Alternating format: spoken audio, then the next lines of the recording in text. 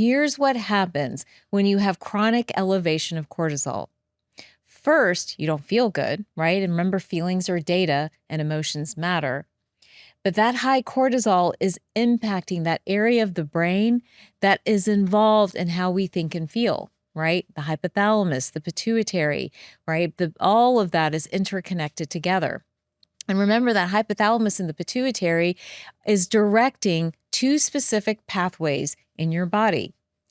All your nervous system hormones, right? And neurotransmitters, serotonin, dopamine, GABA, all of those are being instructed by this hypothalamic pituitary axis, and it's being influenced by cortisol.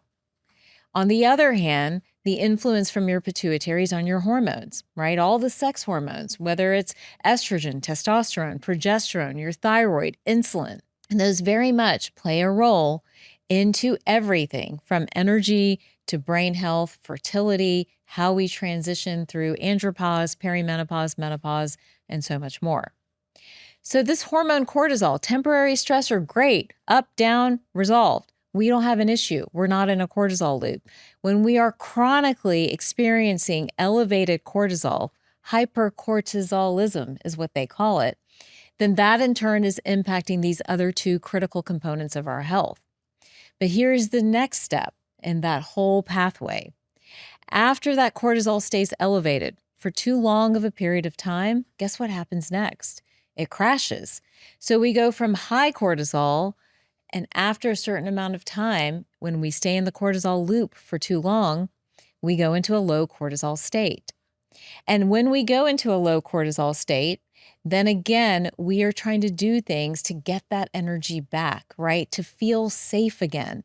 So that's where we may reach for sugar or carbohydrates or fatty foods, or we may binge drink, right? Alcohol, drugs, all the darkness that's out there.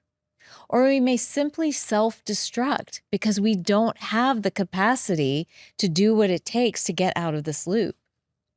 So we go from high cortisol to low cortisol, and all of that is happening over the span of time. It's not something that happens in a day or a month or even a year. It's usually years that are piling on each other, one after another, until a decade passes, maybe two. And then the next step in this loop is chronic disease. So much so that scientists today are recognizing over and over again how disease is really rooted in this cortisol loop. And the sooner and the earlier we can sink our teeth into it, the more we can turn all of this around.